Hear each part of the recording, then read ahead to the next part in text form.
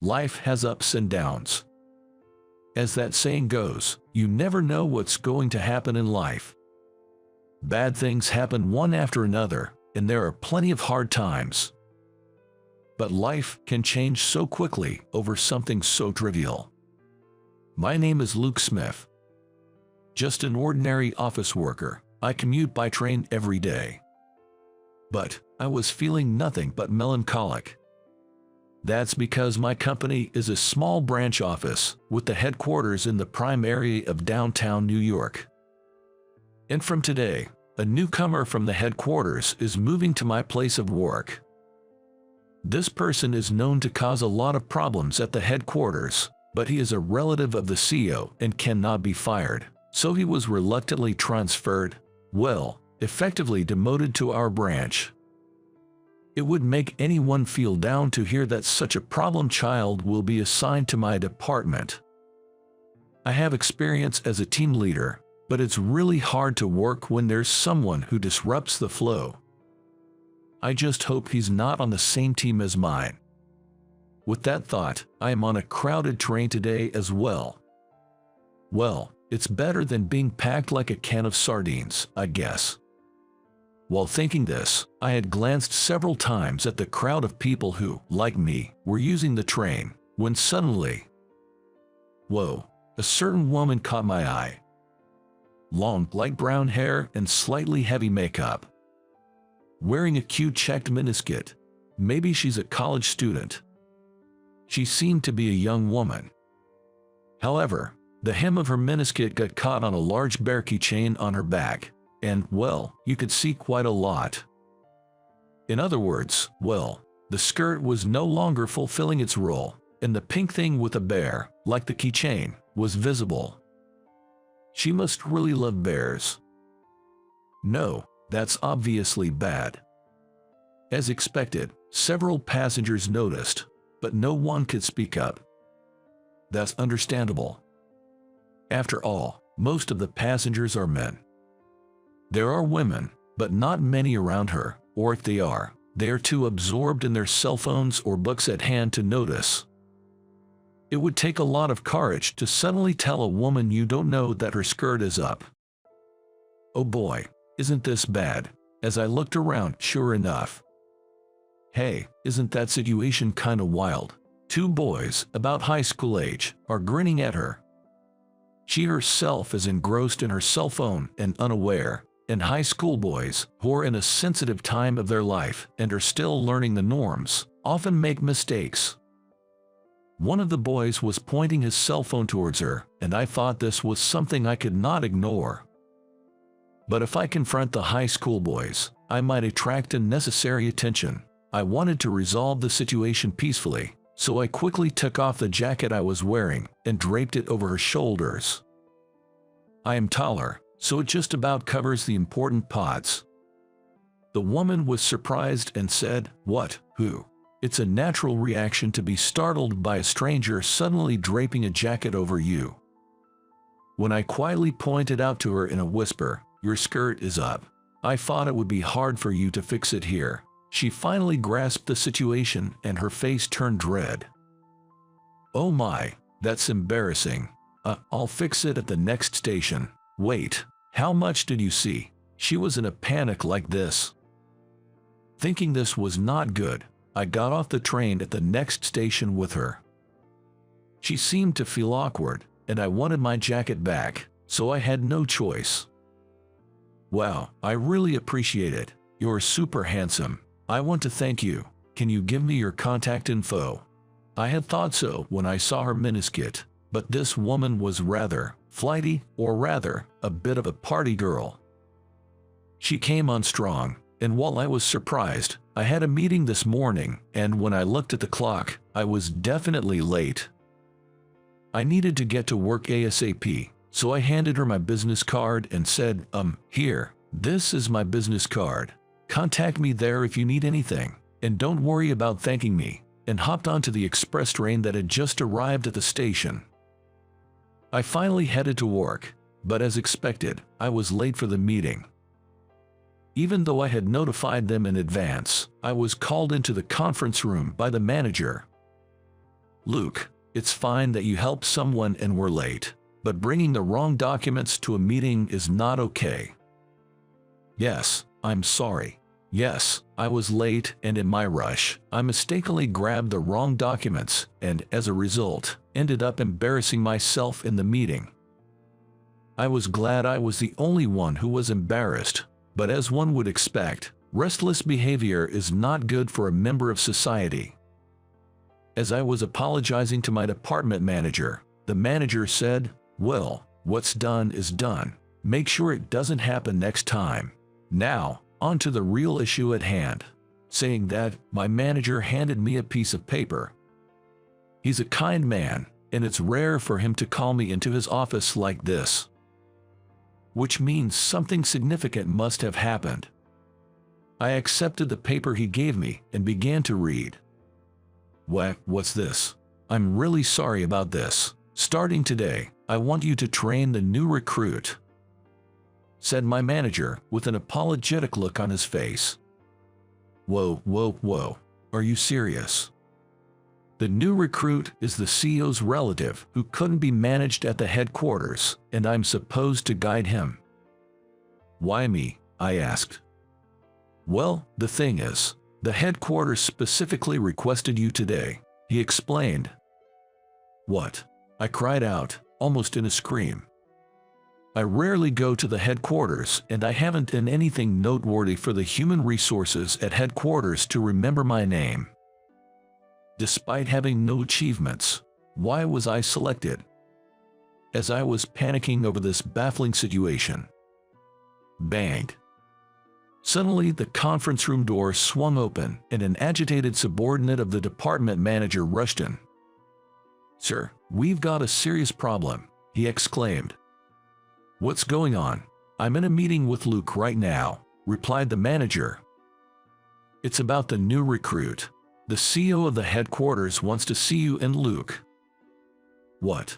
This time it was the manager who cried out in surprise, while I was still trying to digest what was happening. What did he just say? I knew the new recruit was coming, but the CEO as well. What on earth is happening?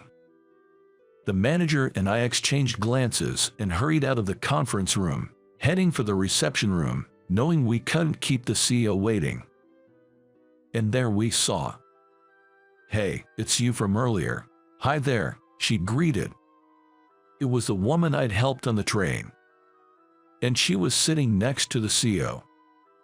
"Oh, please, give me a break. What the heck is going on here?"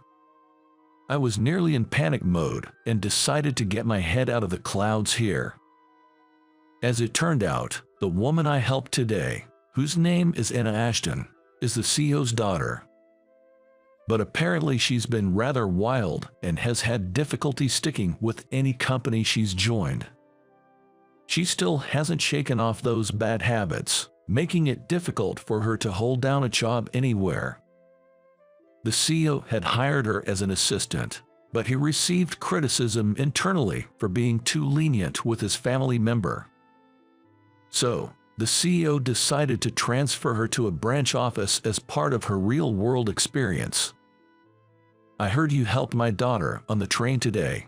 As a father, I thank you," the CEO said, bowing his head to me. This made me break out in a cold sweat for a whole different reason, but then I also learned why I had been chosen.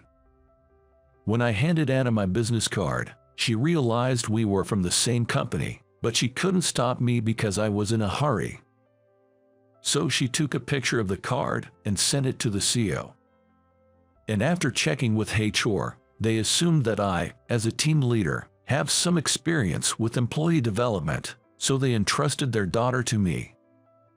In other words, my act of kindness has led to this unexpected situation. The CEO likely wants me to cultivate his daughter and thus earn a promotion in the future, but from my perspective, I've just been saddled with a difficult new recruit. What should I do? But I had no choice. "Nice to meet you, Lukey," Anna cheerfully greeted me with absolutely no trace of professionalism, leaving me no choice but to hang my head. And that's when my unbelievably busy days began. Even the manager seemed to realize that this was going to be a tall order and told me to focus on training Anna for a while, handing off non-urgent tasks to others. Thanks to that, I was supposed to have some time. Well, that didn't happen. Anna, what on earth are you doing? What do you mean? I'm just hungry. Anna was snacking on a piece of chocolate while watching the training video, and I just had to sigh at the sight. If she's hungry, that's fine, but she could at least do it out of sight. Is she that clueless? But it wasn't that. Anna may not have great social skills, but she's not stupid. As proof, she managed to remember how to do simple tasks after being shown just once. Oh, hey, Lukey, the additional data came in, so I finished inputting it. What, already? You're quick. Yes, she is incredibly efficient at her work. She does more than she's asked to and rarely makes mistakes.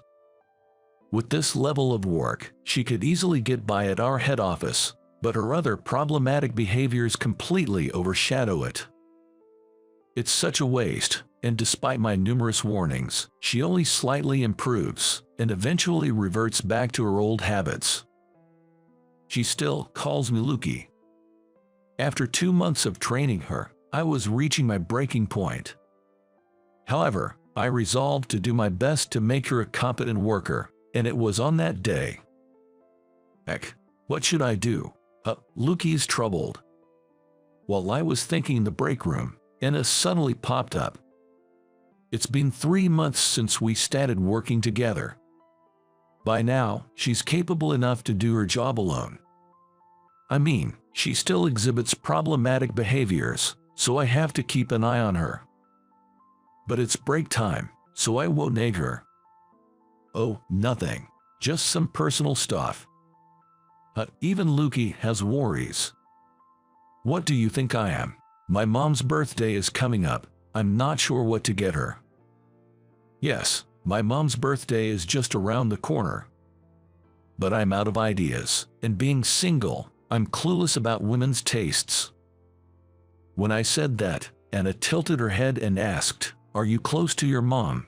I guess so. She's always been the caring type. How so? What do you mean? Well, even when she was incredibly busy, she always made sure to pack my lunch. My dad was away on business a lot, so my mom took care of everything at home.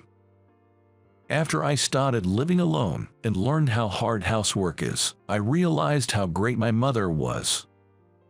So, I'd like to celebrate her birthday somehow, but I'm having a hard time picking a present. Oh, I know. I should ask Anna. She seems to know more about women's preferences and current trends. Just as I was about to ask her, I fell silent. The usually overly cheerful Anna looked incredibly down. Anna, what's wrong? Oh, sorry, I don't have a mom. That's why I'm envious of your problem. Anna said that and forced a smile. But her fake smile quickly faded, and she looked down, appearing dejected again. I was taken aback by the sight of Anna I'd never seen before. She looked so lonely, I couldn't leave her alone. You don't have to force yourself to smile. Sometimes, Anna, you really force yourself to smile. It's okay to talk about your problems. After all, I'm your trainer. That's right. Anna hardly ever shares her concerns. Even with work, she doesn't voice her worries. I was worried that she might be overdoing it. As she widened her eyes in surprise, Anna said, "You're the first person to say that to me," and began to tell me a story. It was a story about Anna's past. You know, my mom passed away in an accident when I was a little. After that, my dad just lost himself in his work, leaving me in the care of a maid. Anna shared, her gaze drifting off into the distance. I was basically raised by the maid. I'm grateful to her, I really am. But then again, she was paid to take care of me, right? So, I can't help but wonder if there's really such a thing as unconditional love. Well, I guess it doesn't matter now that I'm all grown up," she said, laughing it off. Watching her, an idea began to form in my mind. Maybe Anna had grown up lacking affection. Her father, the CEO, understood that, which was why he couldn't bear to leave Anna alone and kept her in the company. Upon reaching that conclusion, her actions began to make more sense. Anna's problematic behavior is actually only to those close to her in the company. She often arrived late but would always be early when there was a business deal. She was quiet around people from other departments but often played around with me and those she was close to. I wondered, was this her way of interacting? Causing trouble to get her busy father's attention? Could it be that she grew up without realizing it was wrong? That's why scolding her wouldn't fix her behavior.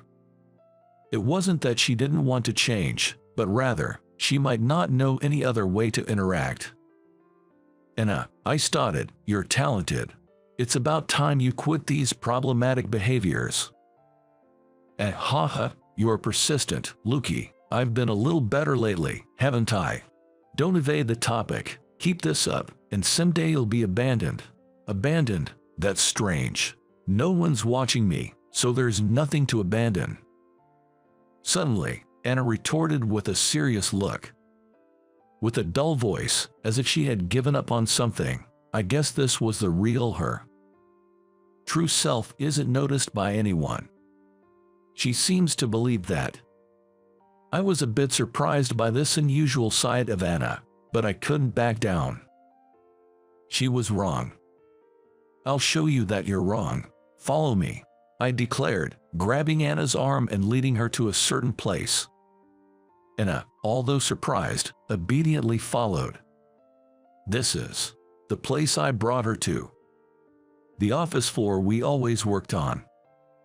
Everyone was on break, chatting among themselves. I quietly opened the door just a little, showing Anna the scene inside. Wow, did Anna make this document? She was so good that she could have made it at headquarters if she hadn't had those problems. I know, right? What a waste. There, everyone was praising Anna. And these were people Anna wasn't particularly close with. No way, why? Anna's eyes widened as she watched the scene unfold. That's how it goes, right? They are not the ones she's trying to get her attention from. But they're watching her work. You understand, right? We're seeing you, so you don't need to stress about getting noticed anymore. There are people who notice you, Anna, without you having to try, and I'm one of them. I say this as I gently stroke the head of Anna, who quietly sheds tears. From that day forward, Anna's problematic behavior dramatically reduced. She's serious about her work now, and she's always on time. That's all well and good. Great changes indeed. But there's one slightly tricky part. Luke, today's the day. You're going to be my boyfriend. Somehow, I ended up in a wild situation where Anna confesses her love to me every single day. It seems after our talk, Anna came to trust me a lot, and she started to consult me about various things. As a result, she became very attached to me, and now she confesses her love to me every day. However, I had to turn her down. She's young, and there are plenty of great guys out there for her. But it seems she just can't give up. For the last 2 weeks, I've been on the receiving end of her constant advances. When faced with such intense appeals, my feelings to her was changing. Okay, let's go out. I think I've fallen for you, Anna. Today's the day I'll become your girlfriend. That's what I said. It's okay. At what? Anna responds with a bright red face. It seems she wasn't expecting to get the okay. But next thing I knew, she was crying buckets and hugging me tight, saying I did it. I'll work hard. I'll become a woman worthy of you, Luke. Stay with me forever. Whoa, okay. This is our workplace. And that's how we started dating. But there are many difficulties between us. There is some bad friction between Anna and her father. No, he's a father who thanks me for helping his daughter, so there must be some misunderstanding. First, I went to Anna's house with her to clear up this misunderstanding. Of course, the CEO gave me a very disapproving look. He entrusted me with his daughter, and here I was getting involved with her. The one most surprised by this reaction was Anna. She thought her father didn't care about her. And this is where the real trouble started. Her father showing concern for her was nice and all, but he was opposed to our marriage. They had a huge fight. But it seemed like it helped them vent their pent-up frustrations. You're always working and neglecting me. Don't act like a father now. I am your father. I've been worried about you. Well, it's too late to worry now, silly. They argued and argued, but finally had a heart-to-heart talk. The CEO, my father-in-law, was confused about how to deal with his grown-up daughter, and in his fear of hurting her, he distanced himself from her. This only led to him losing his ability to communicate with her, and he had his own set of worries. Anna realized she was causing her father distress, and that she was loved. Finally, the two of them made peace. Of course, our marriage was approved, and next we went to greet my parents. Anna, who never had a mother, was very nervous, but my mom had already heard about the situation and said, "I'm happy to become your mother." Anna was so moved by this that she started crying. On top of that, my mom treated us to dinner, which moved Anna so much that she said, "I want to cook this too," and asked my mom to teach her how to cook. Now they're the best of friends. With both families' approval, we happily got married, and now we're a blessed family with 3 kids. My father-in-law is so smitten with his grandchild. His stern face that I've seen at work is nowhere to be found. Anna was surprised to see a side of my father-in-law that she had never seen before, but she said, "It feels like we've finally become a family. I'm so happy. I guess that's a good thing." We couldn't have a wedding because of Anna's pregnancy, but I'd like to see her in a wedding dress someday. With those thoughts, we continue to live happily each day. How did you find today's story? By clicking the subscribe and like button, it will be an encouragement for my content creation. I look forward to hearing from all of you in the comments. See you in the next video. My boss, Susan Anderson, is well known for her dedication and competence at work. When she has a drink, she transforms, becoming so lively that it's startling compared to her usual demeanor. However, when I ended up escorting an intoxicated Susan home, I stumbled upon a scene I never anticipated. My name is Jeff Carter. I'm 26. I'd been reassigned to a new department after working for a few years at this company, and I was having a hard time adapting to the unfamiliar tasks. "Jeff, you've made a mistake here." Guiding me through my tasks was the notoriously stern Miss Susan Anderson. At 37, she has an age-defying beauty, which captivates all the newcomers. "You've made this mistake twice now. Can you try not to make me repeat myself? I'm sorry." With her icy stare and sharp words, any glimmer of hope quickly faded away. But there are a few employees who find her harsh demeanor rather appealing. I, who have a burning desire to quickly adapt to my job, never viewed Susan as others did, as a member of the opposite sex. I lost my father at a young age, and my mother single-handedly raised me and my brother. I joined this Fortune 500 company, aspiring to repay my mom, even just a little. For this reason, I want to prove myself at work as soon as possible. Given this drive, I don't have the luxury to spare any special feelings towards my female coworkers. What's more exciting to me is the fact that Susan, one of the company's top 10 employees, has agreed to mentor me. This is my opportunity to learn and absorb all I can from her. Her strict training is challenging. It makes me want to run away sometimes, but I was brimming with determination. A few months had passed since my transfer to the new department. Just as I was beginning to adapt to my work, Susan and I were invited to a client dinner.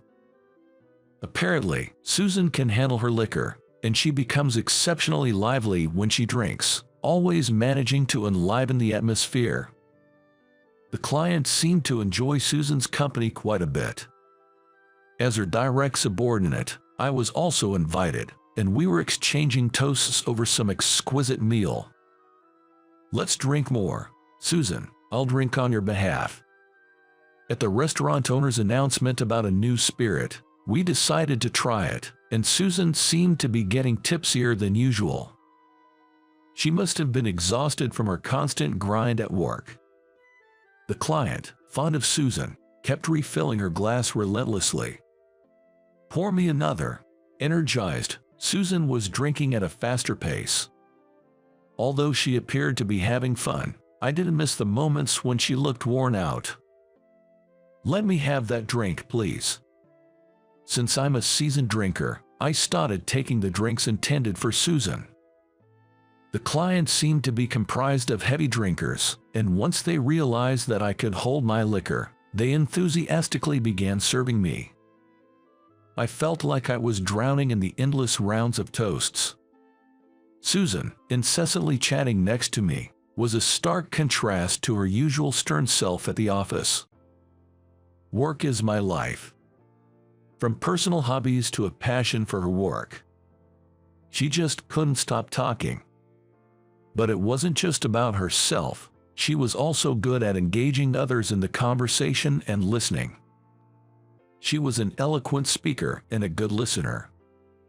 This was the phrase that came to my mind watching her. The clients left expressing their satisfaction, as they usually do, after having a delightful evening. After watching them until they disappeared from sight, suddenly, she slumped over as if the tension had left her, saying, "Sorry, I can't anymore," and hung her head low to the ground. I ended up with the responsibility of getting a tipsy Susan safely home. "Susan, is this the right place?" "You got it, probably." "Wait, over there, I don't know." "Which one is it?" Since her apartment was within walking distance, I supported her staggering steps for about half an hour. Here. Welcome to my castle." She giggled, pointing to her new apartment building. We finally arrived. Opening the door and seeing Susan collapse in the entryway, I was worried she might just fall asleep there. "Susan, you'll catch a cold if you sleep here. Is it okay if I carry you to your room?" Worried about her leaving the door unlocked, I waited for her to nod before entering. "Excuse me." But the moment I entered the room, I couldn't believe my eyes. That's because clothes and books were strewn about the floor, and garbage was left on the table. Sorry, it's messy, right? I think so too." "Jeff, take a seat. Have some coffee or something." "It's out of character for you." Seeing this side of her that nobody at work knows, I can't help but feel a sense of superiority. Suddenly, Susan began tidying up the room cheerfully. "Susan, I'm heading home soon, so don't mind me." With the thought of letting her rest as soon as possible and not wanting to impose, I turned to leave. However, seeing her staggering as she tried to tidy up, I decided to help clean up the floor and take out the trash, even if it was meddling. "You're good at this." "I'm not efficient at work, but I'm good at housework. I've always been good at household chores. I can cook, clean, do laundry, even so." While I still struggle to work independently without Susan's support at work, I never thought my skills would come in handy here. Maybe because she's drunk, Susan is tidying up, but for some reason, she's making more of a mess. Every time she moves a pile of clothes to the laundry, she bumps into something and drops it. She confessed that she's bad at sorting garbage and eventually gave up, leaving it in a scattered state. Nevertheless, she was determined to clean up. She's my boss at work, always handling tasks efficiently. Seeing her like this, different from her usual self, makes me feel the gap for the second time today. She's kind of cute. And I thought Susan was cute. Even though we have a 10-year age difference, it's not disrespectful to think she's cute, is it? While I was thinking about this, Susan went to the balcony to get the laundry. Due to her unsteady feet, she stumbled over the step and looked pretty dangerous. I watched her, feeling anxious, and found myself staring at her colorful underwear hanging there, feeling my face getting hot. "Don't look." Susan noticed that I had seen it and quickly hid it behind her back, her face turning red as well. The embarrassment seemed to sober her up a bit, and she started to talk less. "I'm sorry, I didn't mean to look." As we both felt awkward, I was gathering the trash while looking for an opportunity to leave. "Susan, is this all the trash?" I asked if there was any other garbage, and there she was, asleep while folding laundry. I covered her with a blanket and left a note. I borrowed the key that had been left out, locked the front door, and placed it in the mailbox. The following day was Saturday. It was allowing me for a slightly late wake-up. Amidst a hangover, I was cleaning my room when I received a call. It was from Susan, expressing her gratitude for taking her home and apologizing for her embarrassing behavior. Recalling Susan's actions from the previous night, a smile crept up on my face. I responded, assuring her not to worry about it, and added that I had a chance to drink some alcohol, which I don't usually do, and was actually nursing a hangover. After that, there was no further contact. Sunday ended and Monday arrived. The hangover had subsided, and I was fresh and ready to go to work when I was summoned by Susan. Had I made some kind of mistake, I wondered. Reflecting on last week's work, I followed Susan to the break room. Jeff, you were in my apartment, right?" Susan asked nervously. I felt a bit panicked, wondering if I shouldn't have entered into her room. As expected, Susan didn't remember that day. Unsure how to respond, I decided it was best not to lie and said, "I'm sorry, I guess you didn't like me entering your house." I chose to apologize sincerely. Then Susan said, "Thank you. I can't remember much after the party started. I'm ashamed I got so drunk. Jeff, you took me home, didn't you?" I had expected to be scolded, but instead, I was thanked. I responded that it was nothing, and then she said, "So, you saw inside my apartment, right? I'm really sorry you saw my embarrassing side." She bowed and apologized profusely. "Susan, please lift your head. You didn't trouble me in any way, and I honestly didn't mind."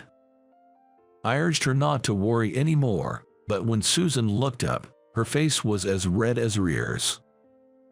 "You found out I'm bad at housekeeping, didn't you?" Susan murmured awkwardly. And then, she began to talk about why she was bad at housekeeping.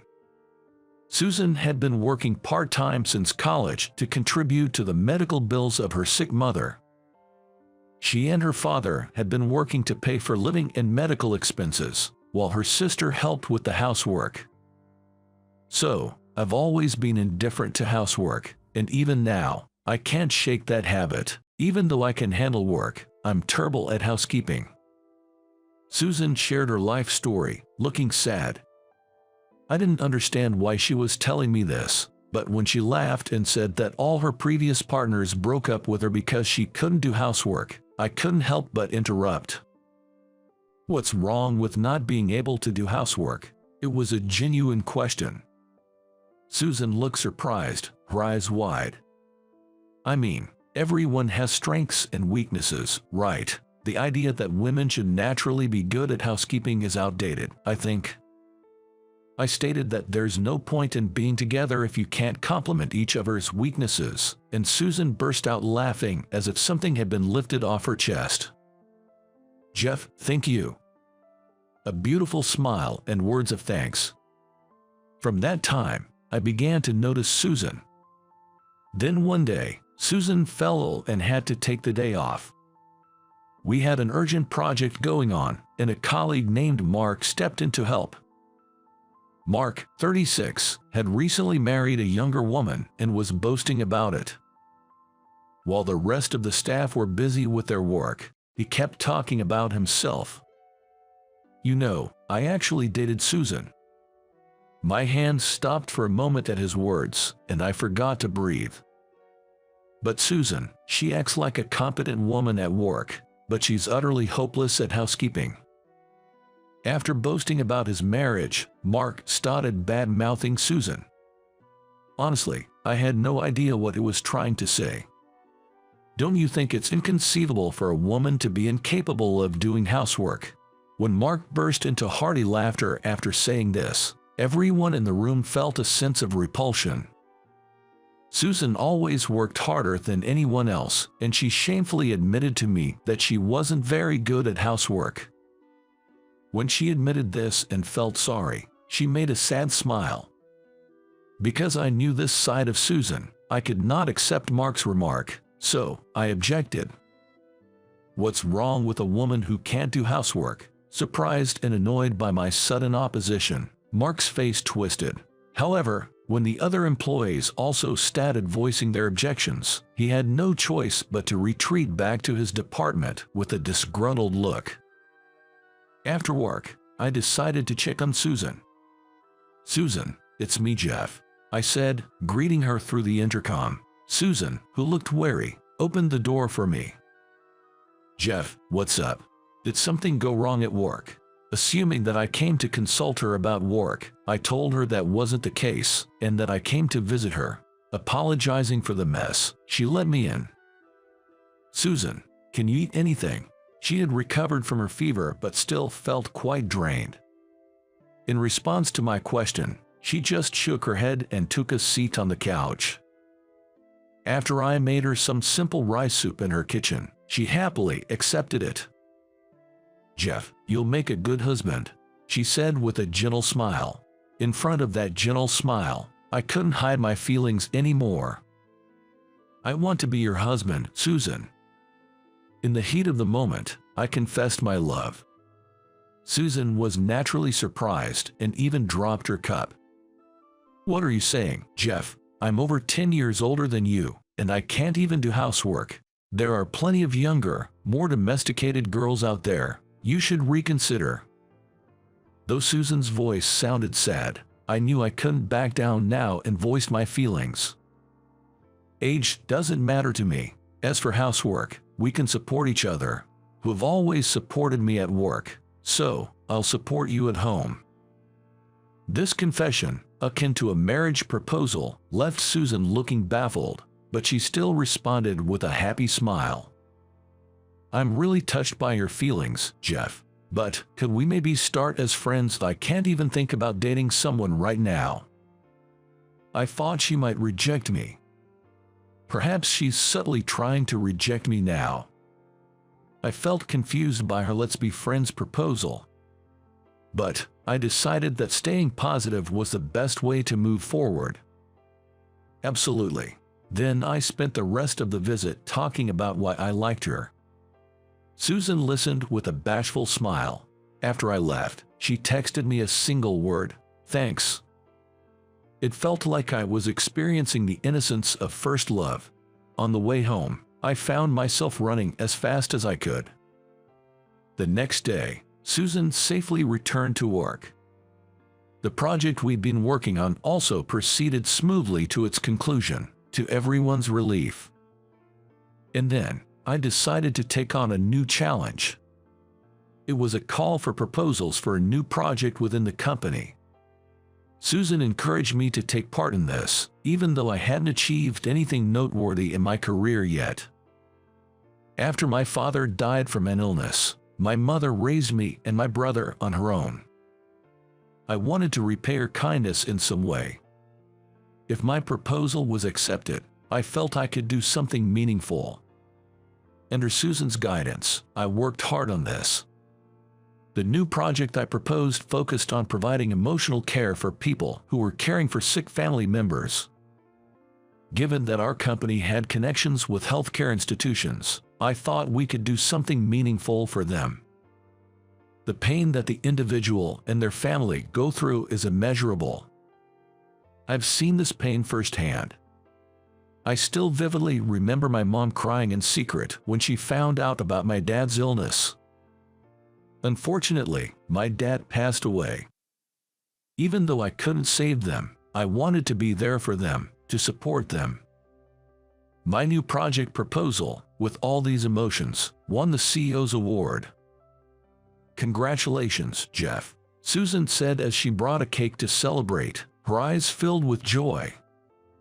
"This is all thanks to you, Susan, thank you," I said, taking the cake, hiding my shyness. "What's this? Are you two an item?" Mark walked in, teasing us. Upon seeing Susan, Mark snorted in amusement and turned to me. "Stay away from Susan. She can't even do household chores. You'll be fed up soon." "I know because I broke up with her for that," he said, laughing and insulting Susan. Susan was about to retaliate, but I stepped in between them. "I seriously like Susan. It doesn't feel good to have someone like you insulting her. Could you apologize?" Susan blushed at my straightforward words, and Mark, perhaps not expecting that I was really in love, looked surprised. "Susan is much older than you, Jeff. Aren't there plenty of better women than her out there?" Mark said, which dimmed Susan's mood again. "Age doesn't matter, and what's wrong with not being able to do household chores?" Unable to respond to my words, Mark glared and walked away without saying a word. "Susan has many wonderful qualities beyond her inability to do chores, Mark. You knew these qualities and that's why you liked her, right?" Perhaps my words hit home because Mark looked guilty for a moment as he looked at Susan and then left the room without a word. An awkward silence filled the room we were left in. It was as if I'd made a public confession. While I was trying to figure out what to say, Susan broke the silence.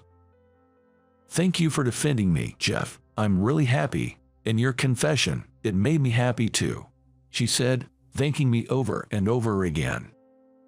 "I just did what was right," I replied. "I like you too, Jeff," she said, and smiled faintly. I couldn't help but cheer at the unexpected development. "I did it." Susan laughed at my reaction, and I laughed along with her. And that's how we officially started dating. A year later, Susan, who had come to my family home, put her hands together in front of my father's gravestone. After winning the CEO's award with my new project proposal, I got promoted, and to celebrate the promotion, I took my mom and brother on a trip.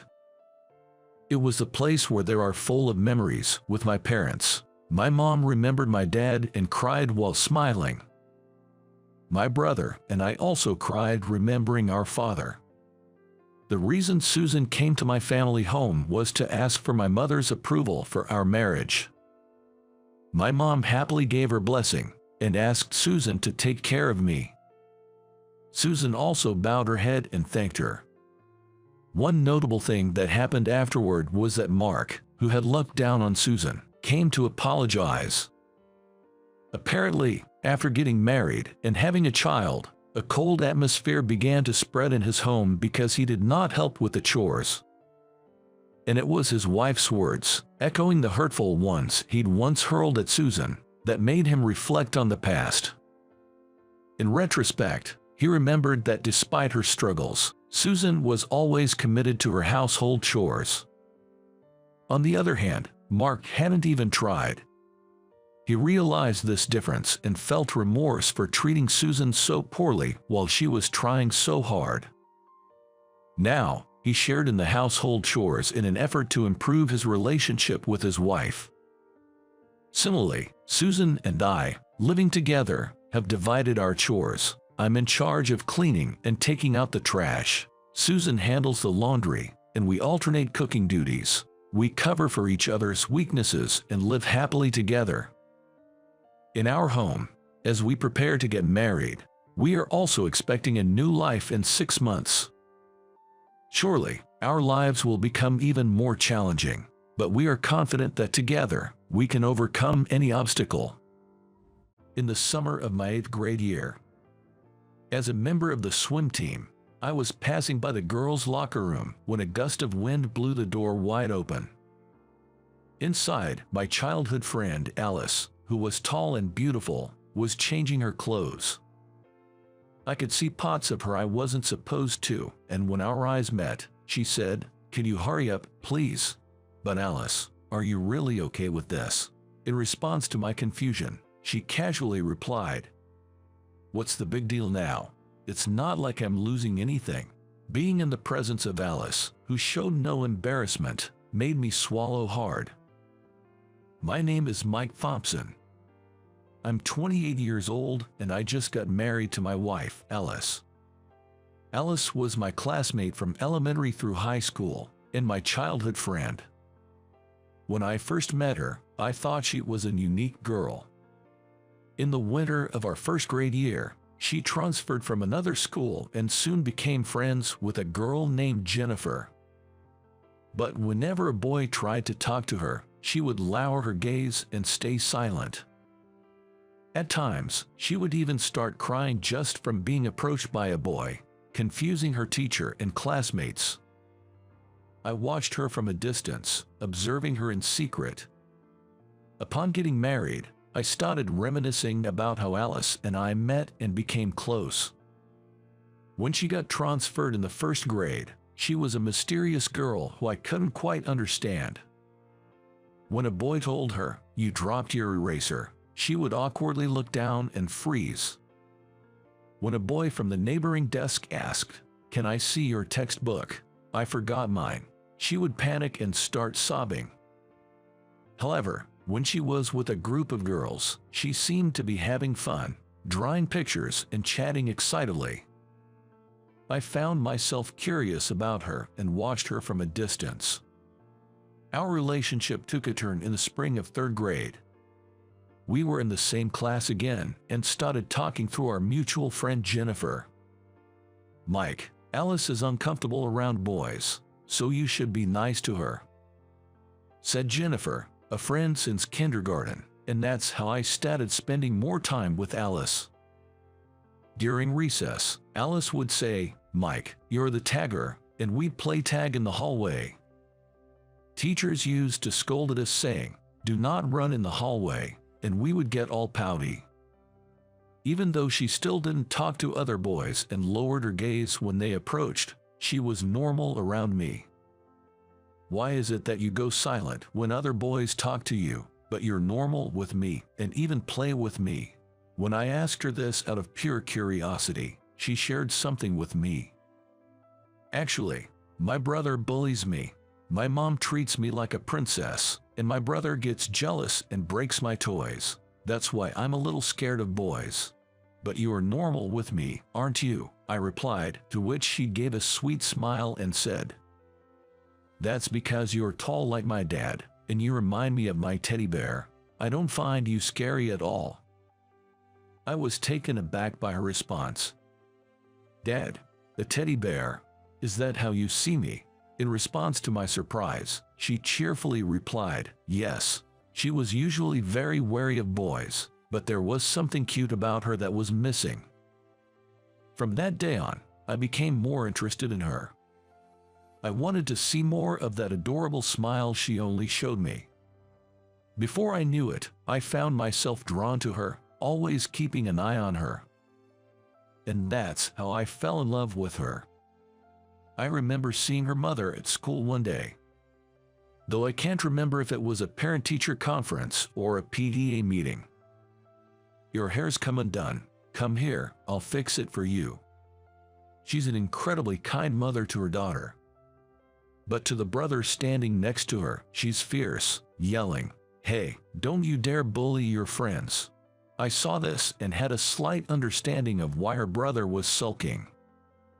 I hate if my mother is so scary and only kind to my sister. Maybe it's a good thing I'm an only child. I thought this just from observing her mother. Her brother, getting scolded by their mother, would pull on Jennifer's and his sister's hair. Sometimes, he'd insult her with "you're ugly," making her cry and receiving a punch from his mother. I've seen this scene more than once. Meanwhile, I was a junior high student, secretly nursing a crush on her. She's increasingly uneasy around male students and clearly shows her discomfort when spoken to, dodging them. Even our male homeroom teacher, she dislikes, saying to Jennifer, "I just can't stand that teacher's muscle brain mindset." Around this time, I started to feel a bit of a wall even when I tried to talk to her. It's much better than her attitude towards other boys, but it hurts me when she's cold to me, the one who's been nursing feelings for her. During this time, Jennifer shared some news with me. Alice's brother seems to have become a shut-in and stopped going to school. Apparently, he's staying at his grandmother's house because he's always fighting with Alice. So, Alice is living with just her mom and dad now. When I asked this, Jennifer responded, "Seems like it." Her brother had been forced by his mother to prioritize his sister since he was a kid, and it appears it affected his mental health. "No matter what I do, Mom won't praise me, so I might as well stay home and do nothing." He'd say things like that and spend all day engrossed in video games. She used to vent her frustrations on her when their mother yelled at him to stop being selfish and go to school. Eventually, after a family discussion, they decided to send him to live with his grandparents. Her father keeps his distance from the family, hoping his son will calm down. Even though she was distant, I happened to join the same swim club as her. Even in club activities, she avoided me. We used to get along so well when we were in elementary school. I was sad, but we were in puberty. She must have her own adolescent troubles, and that's probably why she's avoiding me. That's how I rationalized it. But deep down, I still wanted to be friends with her like we were in elementary school. Every day was depressing as she avoided me. But during the summer vacation of our 8th grade, an incident that would change the situation occurred in our club. "I'm sorry, I feel unwell and my stomach hurts. Can I take a break?" Suddenly she complained of feeling ill, slumping down on a bench by the poolside. Her complexion was getting worse, and the coach advised, "You should leave early and go to the hospital." "Okay," she nodded slightly in response and wobbled off to the changing room. I couldn't help worrying about her, and after a while, told the coach, "I'm worried about Alice. May I go check on her?" Even if I checked on her, I couldn't do anything to cure her illness. Still, I wanted to see her off, so I went in front of the girls' changing room. It was a hot day with occasional gusty winds, and when I was out by the pool, it was hot enough to dry my swimsuit in one go. It had been 10 minutes since she went into the changing room. She should have changed by now. Perhaps she had already left. While thinking about these things and passing by the girls' changing room, the door seemed to be slightly open and the wind blew it wide open, and I made eye contact with her inside. I saw her big things and instinctively covered my face with my hands. Apparently, she didn't close the door properly, and the wind blew it open. While she was changing, she noticed me and said with a calm expression, "Hey, can you hurry up?" Covering my face with my hands, I asked back, "Huh?" The sight of her that I had inadvertently seen earlier was replaying in my mind like a flashback. Caught off guard by what she said so confidently, my thoughts couldn't catch up, and I unintentionally let out a weak voice. "Hey, close it now," she said. She was telling me to close the door of the changing room. "Buddy, are you really okay with this?" "With what? Don't you have any thoughts about what I just saw?" I asked, to which she replied nonchalantly. "What's the big deal now? It's not like anything has been lost." In response to my childhood friend, who showed no signs of embarrassment, I gulped and closed the door of the changing room. She was so matter-of-fact, without shame or caution. Normally, a girl in such a situation would scream and hide. Where had she gone, the girl who usually avoids male students and male teachers? The discrepancy in her behavior had left me completely confused. She claims to be uncomfortable around men, yet shows no caution in such significant matters. Her carelessness made me worried and more absorbed in her. But now wasn't the time to be thinking about that. The next time I saw her, I decided I needed to remind her to close the changing room door when changing.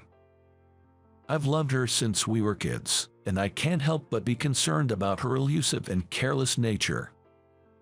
Seeing her neglect important matters made me feel a strong desire to protect her even more. I went home feeling uneasy, unable to sleep that night because of her, and the images burned into my mind. Today's events were too stimulating for my adolescent self. The next day, I visited her house. "Well, if it isn't Mike, it's been a while. Please, make yourself at home," said her mother with a smile. "Long time no see. Thank you for having me." I greeted her and entered the house, wondering why Alice's mother, who was usually strict with her son, was always so kind to me. "What's up? Why the sudden visit?" Alice asked me with a slightly cold demeanor. "I have something important to discuss," I whispered. "Look, about yesterday, you should really keep the changing room door closed," I advised her, to which she responded with a puzzled look. "Why? It's just that the changing room smells moldy. I want to ventilate it, but there's no fan, so I have no choice but to keep the door open, right?" She was so natural and unguarded that I was puzzled with her what to say back to her. "For now, just bear with it while you're changing. You can leave it open when no one is using it," I suggested, but she still looked unconvinced. "But I don't want to breathe in the mold, and I wasn't feeling well yesterday." Seeing her pout a little made her feel even more precious than usual. "Your actions are so careless that it's hard for me to watch. Can I continue to look after you, not just as a friend, but as a boyfriend?" Blushing, I confessed to her, to which she responded with a surprised look and asked, "What, you want to keep seeing my body in the future?" I gulped and replied, "No, that's not what I mean. I genuinely want to be your boyfriend." "I know, you're so serious even when I'm just joking, but becoming a boyfriend is still a long way off. From now on, let's get along again as friends," she said with a cheerful laugh. When was the last time I saw Alice's smile? I quietly mumbled to myself. The girl who had been avoiding me until just the other day was nowhere to be seen. Since we restarted our friendship, she has started studying with me after school and playing games as if nothing had ever happened. But in school, perhaps she was embarrassed about being the subject of gossip among her friends. She continued to avoid me and the other male students. I had thought about asking her why she had been avoiding me all this time. But I felt that if I asked her something strange, it might strain our relationship, so I didn't ask her anything. When we were alone, she would show me a smile that she showed no one else. I was satisfied enough with that, and I thought it was fine not to touch on anything else. Later, I went to the same high school as her.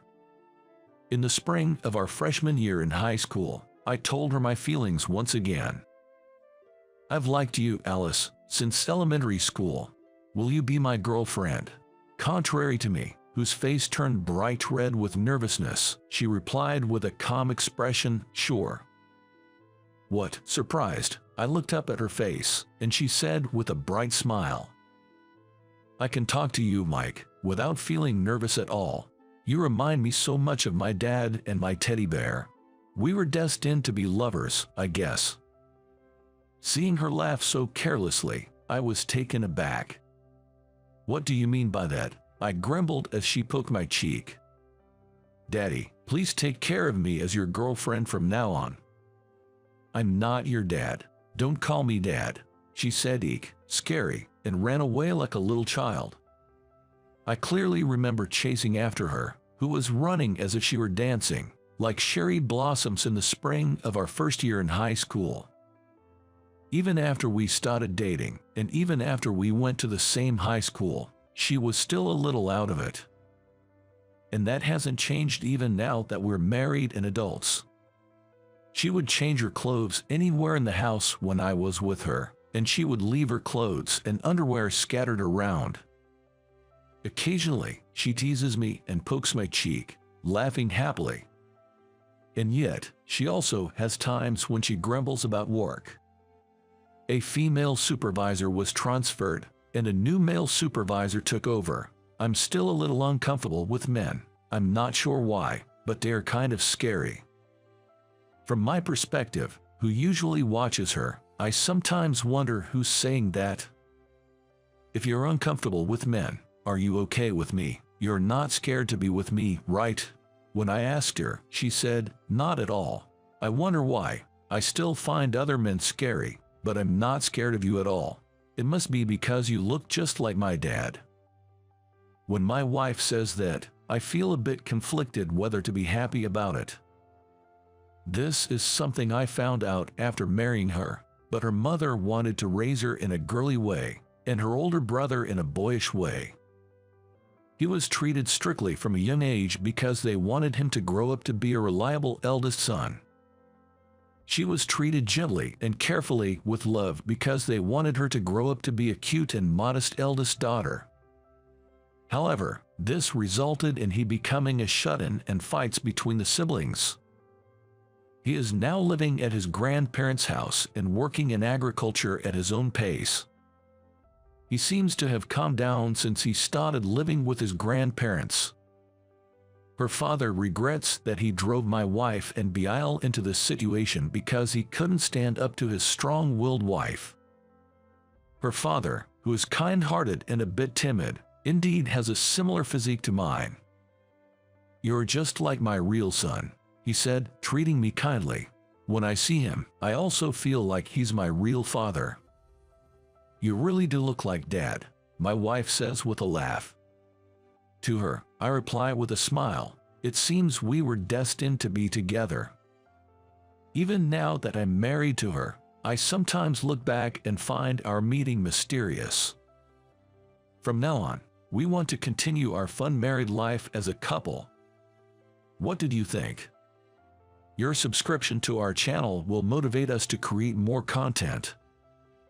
See you in the next video.